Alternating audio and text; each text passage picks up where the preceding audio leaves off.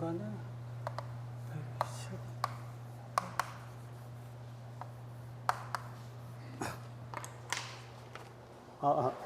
네, 안녕하세요. 저는 요번에 저는 좀 운이 좋아서 된 것 같은데, 예, 배준호 합격생입니다. 예.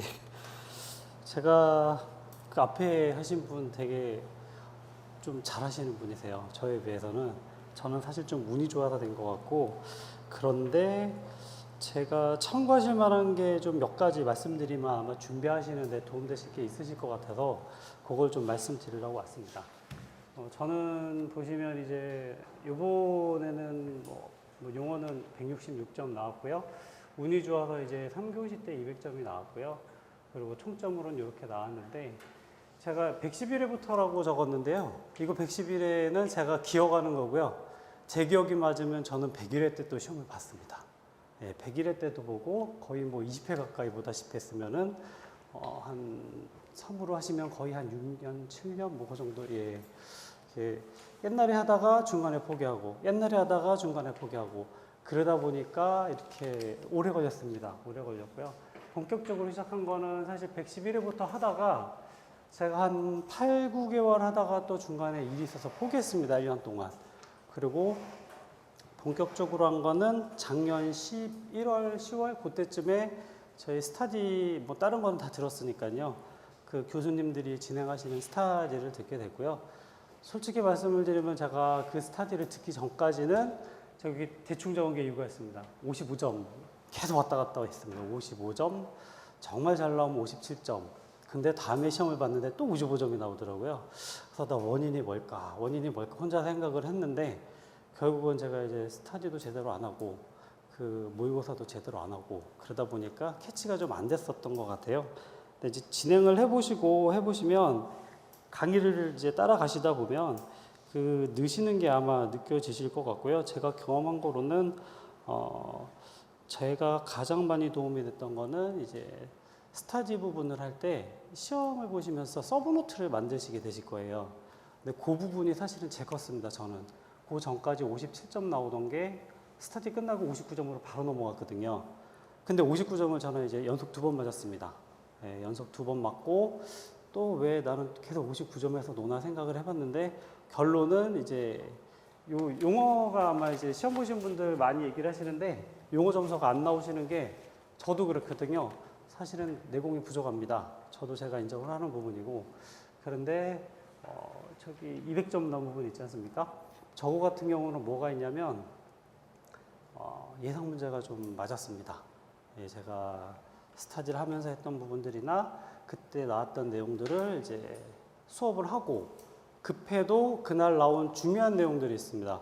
그러니까 전번 스타디 때 제가 얼핏 기억나는 게 뭐냐면, 교수님이 성면이 참 중요하다. 이번 시험에 나올 가능성이 높다. 왜냐면 뭐 저희는 비전공자지만, 그러니까 시험에 대해서는 비전공자입니다. 근데 교수님은 이 시험만 연구하시는 전문가시거든요. 그분이 봤을 때 촉으로 그럴 것 같다라고 얘기를 하시고, 거기에 대해서 에피소드를 많이 얘기를 하셨어요. 근데 딱 마침 성면은 나왔는데 제가 정확하게 준비는 안 했지만 수업을 듣고 정리했던 내용들을 뭐 다른 사람들보다 아마 한두 자 정도는 더 쓴 것 같고요. 그게 좀 이제 심사위원분들이 보실 때 현장감이 있다고 느끼신 것 같습니다. 그래서 답안지나 이런 거 작성을 하실 때 교수님들이 얘기를 하시면 저는 그런 부분이 있었던 것 같아요. 그러니까 책에 있는 부분도 당연히 있었지만 교수님들이 곁다리로 이런 현장 경험이 있었습니다라고 얘기하면 그런 부분을 마치 내 것인 양 적어서 답안지에 이렇게 틈틈이 이렇게 적어주는 게 좀 좋았던 것 같고요. 그리고 뭐 노하우나 이런 부분들은 교수님들이 뭐 워낙에 이제 수업이나 계속 따라가시다 보면 다 해주시니까 따라가시면 제일 좋을 것 같고요. 그거보다 제가 시험을 보면서 느낀 거를 좀 몇 가지만 말씀드릴게요. 그 앞에 분도 말씀하셨는데, 글씨 말씀하셨는데요. 저는 글씨를 진짜 못 씁니다. 예. 저는 그래서 일을 하다 보면은 그 철 같은 거 만들지 않습니까? 그 파일철 같은 걸 만들면 제가 글씨를 안 씁니다. 제 글씨가 싫어서 그 정도로 글씨를 못 쓰는데, 글씨는 고쳤습니다. 그 기숙사 시험을 보면서. 근데 어떤 분은 그렇게 얘기를 하세요. 네가 글씨를 고쳤으니까 1점 정도는 더 받은 거 아니냐, 그렇게 얘기를 하시는데, 그거는 모르겠는데, 예, 글씨를 고쳐서 요새는 좀 어디 가서 좀 쓰는데 글씨는 좀 연습을 좀 하루에 한 30분 정도 하시면 이제 한번 검색해 보시면 여러 가지가 있어요. 이제 글씨가 나아지실 거고요. 그리고 또 제가 또 기억력이 좀 안 좋은 편이어가지고 기억이 좀 상당히 안 좋은 편이거든요. 그러니까 반복을 하면 되더라고요. 그러니까 제가 가장 지금도 저는 이제 아까 계속 용어를 말씀을 드리는데 용어는 사실 기억력 좋으신 분들이 잘할 수밖에 없어요.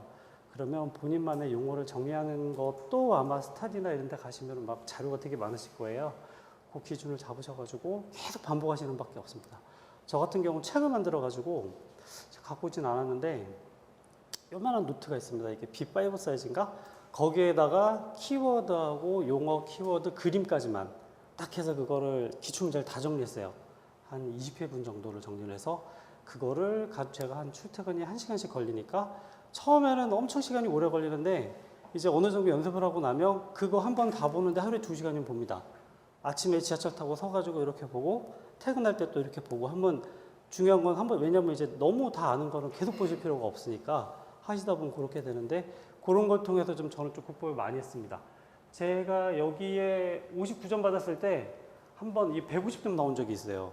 용어가 150 나왔는데 평균 59점 나왔을 때가 이제 117이었었습니다. 그러니까 제가 이제 그것 때문에 말씀을 드렸었는데 교수님들한테 상담도 하고 했는데 용어는 이렇게 하는 게 맞겠다라고 해서 사실은 좀 혜택을 좀 사실 뭐 어떻게 생각하실지 모르겠지만 150점에서 166점이면 좀 많이 오른 것 같거든요. 예, 뭐 다른 분들에 비해서는 낮는데 뭐 기억력이 안 좋아서 저는 그거 어쩔 수 없다고 생각을 하고요. 또 하나가 이제 뭐 이렇게 얘기하면 너는 뭐 다 안 좋냐 이러실 수도 있는데 제가 체력도 좀 안 좋아요. 근데 체력이 안 좋은데 제가 공부할 때 어떻게 공부를 했냐면 이렇게 주변에서 놀라신 분들이 뭐냐면 이제 새벽 5시 반에 일어나고요. 그리고 새벽 1시까지 했습니다.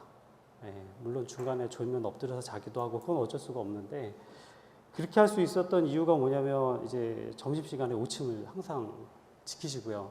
하다못해 20분이라도 오침 가능하시면 사무실에서 예, 그렇게 주무시는 거 중요하고 또 약 같은 거 드시는 것도 좋은 것 같아요. 저 약팔로 나온 거 아닙니다. 저희 집에 제약사도 아니고 본인한테 맞는 약이 있습니다. 저 같은 경우는 기억력에 좋은 약이 있어요. 좋다기보다 이제 뭐 그렇게 추정되는 약이 있는데 들어보셨을 거예요. 진코민이라고 은행나무 열매 가지고 뭐 하는 게 있는데 그거 같은 경우는 값도 싸요. 값도 싸고 그냥 뭐 저기 구매하시면 됩니다. 예. 그리고 또 이거는 이제 제 친구놈이 얘기를 해줬어요. 같이 공부하다가 그놈 먼저 됐는데 한 달 전 되니까 긴장도 되고 너무 이제 누적이 되니까 체력이 딸리더라 그러면서 자기는 그때 이제 정관장이라고 있습니다. 그건 좀 비싸요. 근데 그거를 먹었다. 그래서 이놈아 너 만 원 좀 먹고 얘기 안 했냐.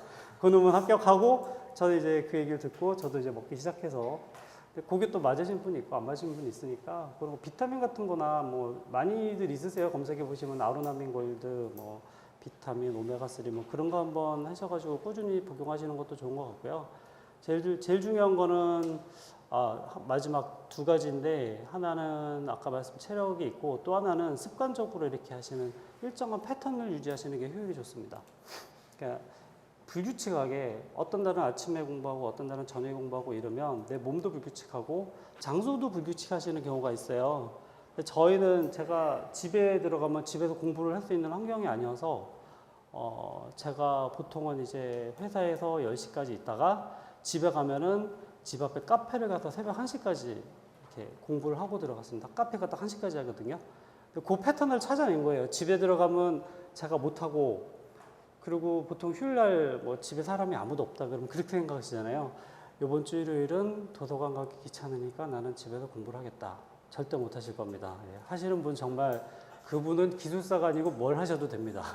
예, 그런 이제 자기만의 패턴을 정한 다음에 그냥 그대로 가시면 공부 양도 훨씬 늘고 효율도 좋고 머리가 내 리듬을 받아들이기 때문에 조금 더 잘해지는 것 같습니다. 그리고 사실 이게 제일 중요한 것 같은데 계속 하셔야 됩니다. 중간에 포기하시면 안 되고요. 시험 끝나고 저는 이제 한 20일 정도는 놀았거든요. 왜냐면 이제 자기에 대한 포상. 내가 고생을 했으니까 20일 동안은 놀자. 그리고 뭐 또 고생했으니까 예를 들면 저는 이거 공부하면서 핸드폰을 하나 샀어요. 네가 고생을 많이 했으니까 떨어지든 붙든 핸드폰 하나는 너는 사도 돼. 뭐 이런 보상 같은 것도 떨어지더라도 있으면은 이제 자기한테 주문을 걸면서 그래 이거 시험 열심히 보고 핸드폰 좋은 거 하나 사자라든가 아니면 이번에 뭐 게임 기기를 하나 사자라든가 그런 것도 좀 있으면 동기 아닌 동기가 될 수 있고요. 그냥 포기 안 하시는 게 제일 중요한 것 같습니다. 뭐 주변에 그런 분들 계세요, 다들. 이 시험이 좋은 점이 저도 이제 그 얘기를 들었는데 잘하신 분들이 다 나가세요. 무슨 얘기냐면 70명, 80명을 뽑지 않습니까? 1등부터 80등까지 뽑혀서 나가요. 이게 평생 같이 가시는 분들이면 앞에서 짱돌들이 안 나가고 있을 건데 시험 잘 봤다 그러면 나갑니다. 그럼 이제 언젠가 내 차례가 오는데 더 빨리 할 수 있는 거는 내가 공부를 많이 했느냐, 그리고 그 공부도 이제 수업이나 이런 걸 통해서 효율적으로 답안지를 쓰는 방법이라든가 이런 걸 터득을 했느냐, 도움을 많이 받아서 했느냐라는 것 같고요. 그리고 여기 오신 분들 사실 모르겠습니다. 저는 이 학원에 잘 맞았던 것 같은데 통계적으로 이 학원이 종로학원이 굉장히 합격률도 높지만 그렇게 생각하시면 되실 것 같아요. 그 자식들 키우실 때 강남 8학군에서 다들 키우고 싶어 하시잖아요. 근데 여건이 안 돼서 못 키우시지 않습니까? 학원은 제가 봤을 때 기숙사 학원은 여기가 강남 8학군 아닌가 그러면 잘 오신 것 같고요. 이것만 뭐 몇십 년 동안 연구하셔가지고 시험 제대로 하셨으니까 따라가시면 무난히 합격하시는데 굉장히 도움이 많이 될 것 같습니다. 질문 있으시면 질문 받고 끝내겠습니다. 감사합니다.